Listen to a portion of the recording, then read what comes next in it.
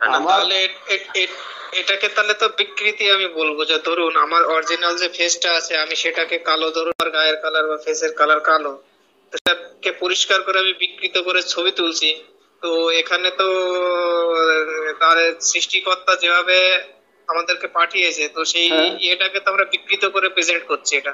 আমার আমার আরেকটা কথা আছে মহারাজা ভাই, সেটা হচ্ছে আহ, ইসলামে সহি হাদিসে কোনো জায়গার মধ্যে সেলফি তোলা, ছবি তোলা পরের কথা, ছোট লাল করা পরের কথা, মানে ছবি তোলার কোনো কি হুকুম আছে কিনা হাদিসের মধ্যে? উনি যেহেতু মাদ্রাসায় পড়েছেন, তার মানে উনি অবশ্যই কোরআন এবং হাদিস মেনেই উনি কি করবেন, জীবন পালন করেন, এটা আমার বিশ্বাস। উনি অবশ্যই কোরআন এবং হাদিস পালন করেন, কারণ তিনি মাদ্রাসায় পড়েন এবং মাদ্রাসার মূল বেসিকটাই হচ্ছে কোরআন হাদিস এবং ইসলামিক শিক্ষা। এখন আমি যে শিক্ষায় শিক্ষিত, ওই শিক্ষার বাইরে গিয়ে আমি যদি কাজ করি, ওই আদেশের বাইরে গিয়ে আমি যদি কাজ করি, তাহলে কি আমি সরাসরি আমার নাবি এবং আমার আল্লাহ দুজনকে আমি কি অপমান করছি না, তাদের আদেশকে অস্বীকার করছি না? সাইফুল সাহেব বলেন তো শুনি।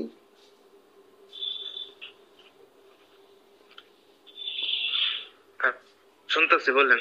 আপনি বলবেন, আমি আপনাকে প্রশ্ন করেছি যে আপনি যদি নাবির নির্দেশের বাইরে গিয়ে কাজ করেন এবং আপনি যদি এমন বলেন যে আমি জেনারেল শিক্ষায় শিক্ষিত, আমি ব্যাপারগুলো জানি না, আমি ইসলামের হুকুমগুলো জানি না, তখন সেটা মেনে নেওয়া যায়। কিন্তু যে ব্যক্তি মাদ্রাসায় পড়াশোনা করে, সে ব্যক্তি যদি ইসলামের বাইরে গিয়ে কাজ করে, তাহলে তার কথা বা তার অবস্থান, তার ইমান কতটুকু সঠিক, সেটা একটু আমাদেরকে বলে।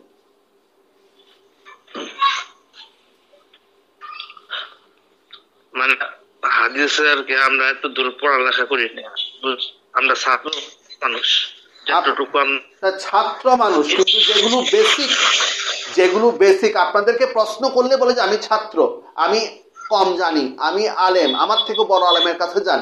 আপনাকে তো জটিল ইসলামিক ব্যাংক ব্যবস্থা, জিজিয়া, মুদাব্বার, মুকাতাব, এই জটিল কিছু আমার যেগুলো প্রচলিত, যেমন সুদ, শুকুরের মাংস, নারী পুরুষের একত্রে বসা, এগুলো ব্যাপারটা তো আমরা সবাই জানি। তো আপনাকে কি আমি কি কঠিন কোনো প্রশ্ন করেছি? আমি আপনাকে প্রশ্ন করেছি যে আপনি যে এবং আপনার সহপাঠী যারা আছে তারা প্রত্যেকে একেবারে ঠোঁট লাল করে করে, আপনারা প্রত্যেকে কালা কুচকুচে বা শ্যামলা, আপনারা প্রত্যেকে নিজের গায়ের রঙকে অ্যাপস ব্যবহার করে করে একেবারে সাদা বানায়, ঠোঁটগুলাকে লাল বানায়, যে অ্যাপসগুলো মেয়েরা ব্যবহার করে। এবং নবী করিম বলেছে যে পুরুষ নারীর রূপ ধরে এবং যে নারী পুরুষের সাদৃশ্য অবলম্বন করে তারা উভয় জাহান্নামী। এটা হচ্ছে নবীর সহিহ হাদিস। কারণ আপনি মেয়েদের মতো করে ঠোঁট লাল করছেন, তারপরে চেহারার মধ্যে মেকআপ দিচ্ছেন, এটা সবগুলো কৃত্রিম। তো এগুলো একটা মাদ্রাসায় পড়া ছাত্র বা একজন তালেবে ইলম কিভাবে এ ধরনের কাজগুলো করতে পারে, আপনার দৃষ্টিতে কি মনে হয়? আচ্ছা শুনেন, আমি তো মেকআপ আর কি ঈদের দিই নাই, মানে কিনে ব্যবহার করি নাই, ইউজ করি নাই। এখানে কিনে ব্যবহার করে কেউ কি, আমরা কি অ্যাপস কি কিনি? আমরা তো প্রত্যেকে তো গুগল প্লে স্টোর থেকে অ্যাপসগুলো কিনে ডাউনলোড করি, অথবা আমাদের যে ছবি সেলফি ক্যামেরাগুলো আছে সেখানের মধ্যে আমাদের অপশানগুলো আছে। এখানে কেনা না কেনার কথা না, তো আমি ব্যবহারটা যে করছি, আমি ব্যবহারটা আমার জন্য বৈধ কিনা আমি সেটা জানতে চাচ্ছি। এখানে কিনা না কিনার প্রশ্ন কেন আছে?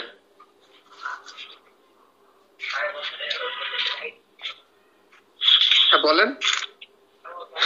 বললাম এটা ঠিক না। বলে আপনি নিজে যেখানে ঠিক কাজ করছেন না, সেখানে আপনি আরেকজনকে কুলাঙ্গার বলছেন, নাস্তিক বলছেন, কাফের বলছেন, কিন্তু আপনার নিজের এবং আপনার সহপাঠী যারা আছে প্রত্যেকের আমল ঠিক না। এবং নবী করিমের সহিহ হাদিস, যে ব্যক্তি ছবি তুলবে আল্লাহর সাথে, আল্লাহর সৃষ্টির সাথে সাদৃশ্য অবলম্বন করবে, ওই ব্যক্তি জাহান্নামে যাবেই যাবে। আপনি যে ছবিটা তুললেন ওই সময় হাতে আঁকতো, এখন আপনি যন্ত্রের মাধ্যমে তৈরি করেন, কিন্তু ছবি তো আপনি তৈরি করছেন, সেটা হাতে এঁকে হোক বা ক্লিক করে হোক, তৈরি তো আপনি করছেন, মেশিনের মাধ্যমে আপনি তো তৈরি করছেন। তাহলে আপনি কি আল্লাহ, আপনি নিজে একজন আল্লাহ সৃষ্টি, আল্লাহ সৃষ্টির সাথে সাদৃশ্য অবলম্বন করেন নাই? আল্লাহ আপনাকে কিয়ামতের দিন বলবে যে তুমি যে ছবি তুলছো এই ছবির মধ্যে তুমি এখন প্রাণ দাও, জীবন দাও, তখন তো আপনি দিতে পারবেন না। এগুলো তো আমার কথা না, এগুলো হাদিসের কথা, বুখারীর কথা, এগুলো আমার কথা না। শুনুন, বলেন আপনি কত দূর হাদিস পড়ছেন বলেন। সহিহাইন পড়ছি। সহিহাইন কি বুঝেন? বুঝাই বলেন। আপনি তো পড়ছেন মাদ্রাসা, আপনি সহিহাইন অর্থ কি জানেন না? সহিহাইন কোন দুটো হাদিস গ্রন্থকে বলা হয়? এগুলো একদম বেসিক পড়াশোনা। সহিহাইন কোন দুটো হাদিস গ্রন্থ? আপনি বলেছেন না যে আমি কতটুকু পড়াশোনা করেছি? কয়েকটা প্রশ্ন করলে বুঝবেন কতটুকু পড়াশোনা করেছি। একদম বেসিক কোয়েশ্চেন করছি। সহিহাইন কোন দুটো হাদিস গ্রন্থকে বলা হয়?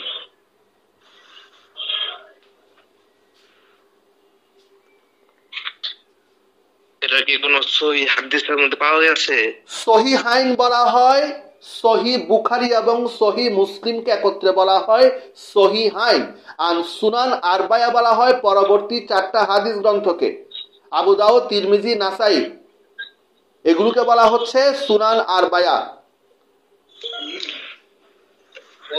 আর আপনি আমাকে আপনার সামান্য এই জ্ঞানটুকু নাই, সহিহাইন কি সুনান আরবায়া কি আপনি এতটুকু জান নাই। আপনি হয়তো ম্যাসকাতের এই হুজুরগুলো আসলে এত চিৎকার। ভাই সবাই মিউট করেন প্লিজ, সবাই মিউট করেন। আমি একটু সাইফুল সাহেবের সাথে কথা বলছি। হয়েছে, আওয়াজ শেষ।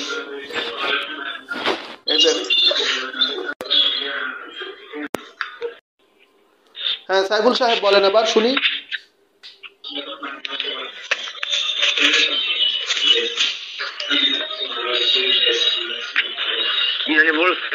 বলেন। এখানে আওয়াজ হচ্ছে, ওয়াজের আওয়াজ হচ্ছে, কোন কার আগে থেকে?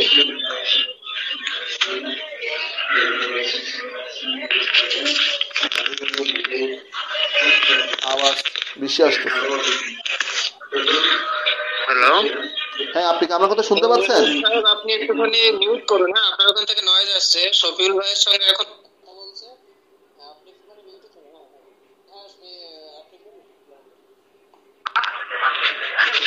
হ্যাঁ সাইফুল সাহেব বলেন।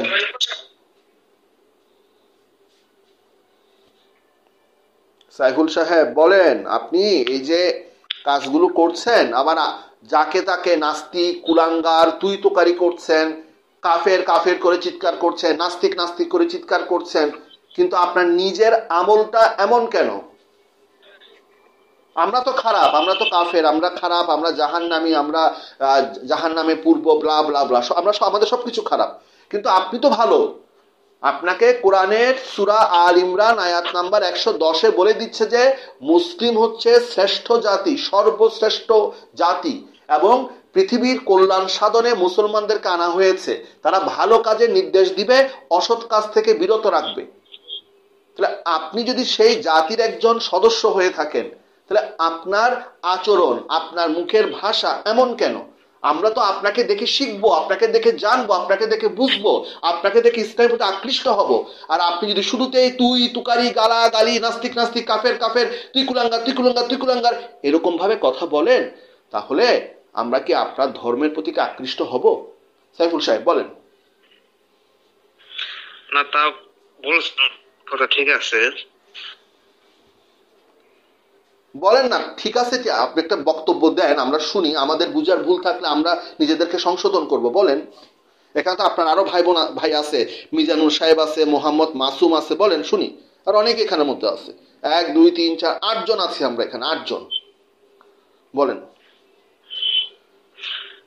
আপনি কি মাদ্রাসায় পড়েছেন? আমি মাদ্রাসায়, আমি খুব সাধারণ একজন মানুষ, খুব সাধারণ, তবে আমি টুকটাক পড়াশোনা করি। কিন্তু আপনারা যারা মাদ্রাসায় পড়েন তাদের তো পড়াশোনা আরো অনেক বেশি হওয়ার কথা না?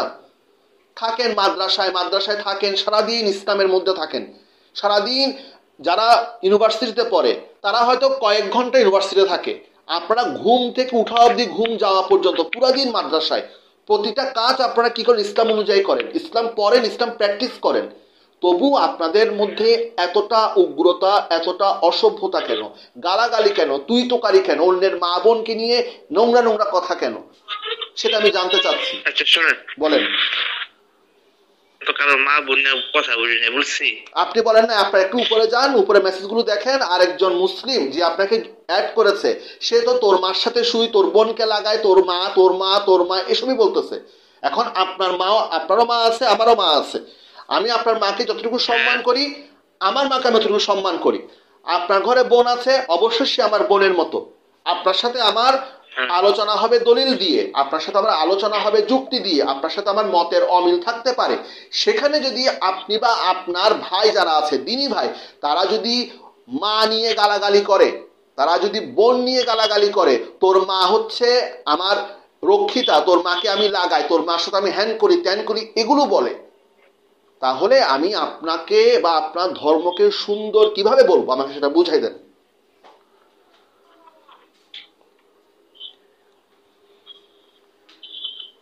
না শুনেন ভাই, আরেকটা লোক আছে আপনাদের সাথেই।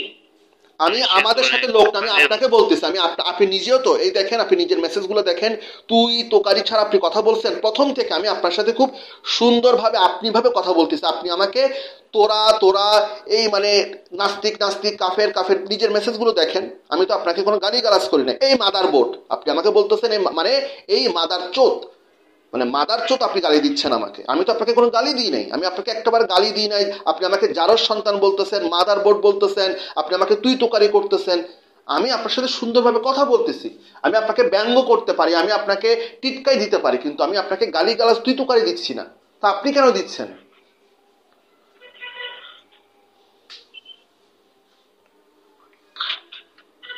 এই যে এতক্ষণ নবীর নাম নিয়ে যে অনেক কথা বলছে না, তার জন্য। নবীর নাম নিয়ে কথা বললে, তাহলে নবীর নাম নিয়ে কথা বলছে, আপনি ওকে গালি দিচ্ছেন। ইসলামে গালি দেওয়াটা কি বৈধ? ফাসেক। ইসলামে গালি দেওয়ার হুকুম আছে? ফাসেক। আচ্ছা, যে গালি দিবে সে ফাসেক, তাহলে আপনি এই ধরনের গালি দিয়ে নিজে ফাসেক হচ্ছেন কেন? কোথায় আমি গালি দিছি? এই জারস, কুলাঙ্গার, মাদার চোত, মাদার চোত, এগুলো কি গালি নাকি এগুলো হচ্ছে অত্যন্ত পবিত্র ভাষা, পবিত্র শব্দ? কোনটা?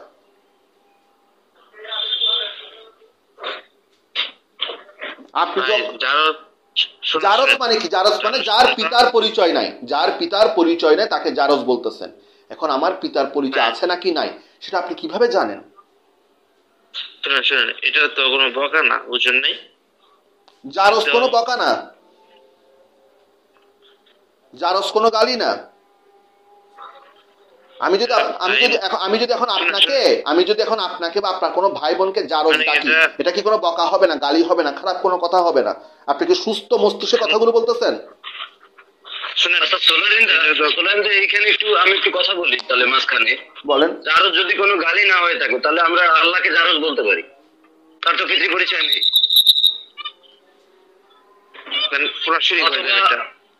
অথবা ঈসাকেও তো জারজ বলতে পারি নাকি?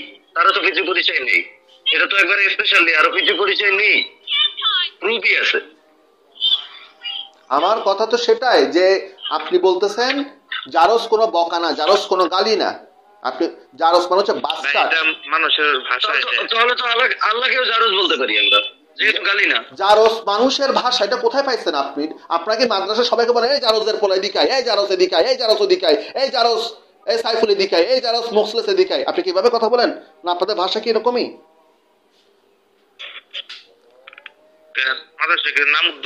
নাম ধরে রাখে এরকম বলবে কেন? তা আপনি বলতেছেন জারজ কোনো গালি না, জারজ কোনো বকা না, তাহলে আপনাদেরকে এই হুজুর জারজ, এই জারজ হুজুর এদিকার, মানে হজরত জারজ এদিকে আসেন, হজরত মোহতামিম এদিকে আসেন, জারজ মোহতামিম এদিকে, আপনি কি জারজ জারজকে সবাইকে ডাকেন নাকি? মানে যেহেতু আপনি বলতেন আপনাদের মুখের ভাষা, তার মানে জারজ শব্দটা আপনি সবাইকে বলেন।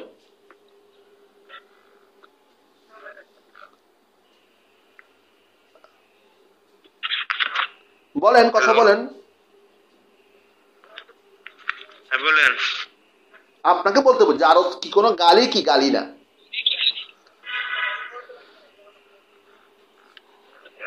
হ্যাঁ গালি।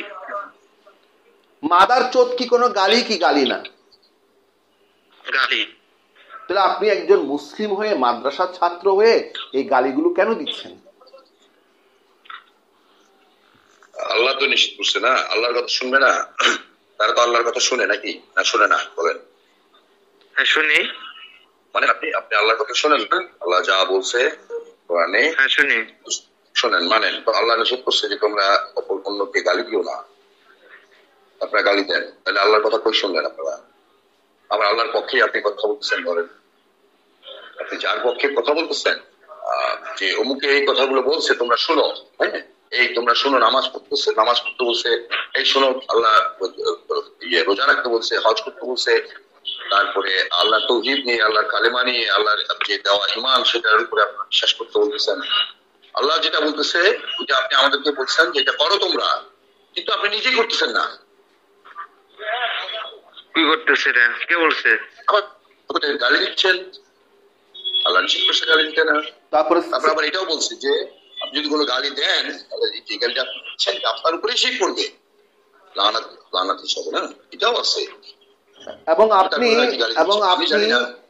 উনি তো বলতেছে গালি দিচ্ছেন, তাই না? আনাম ভাই একটু বলি আপনাকে, উনি সেলফি তুলছে ভালো কথা, সেলফিতে উনি ওনার স্কিন টোন, ওরা হচ্ছে কালো বা শ্যামলা, উনি ওনার স্কিন টোনটাকে একদম ফর্সা করেছে, ঠোঁটগুলাকে টুকটুকে লাল করেছে।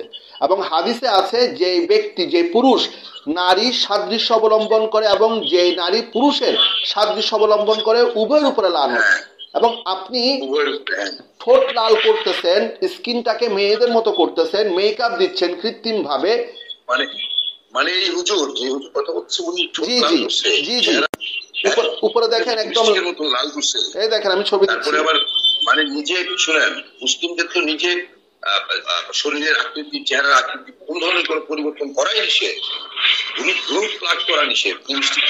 আপনি আনাম ভাই একটু ছবিগুলো দেখেন, আমি ছবি এখন দিলাম, একদম ঠোঁট টুকটুকে লাল, সবার ঠোঁট টুকটুকে লাল।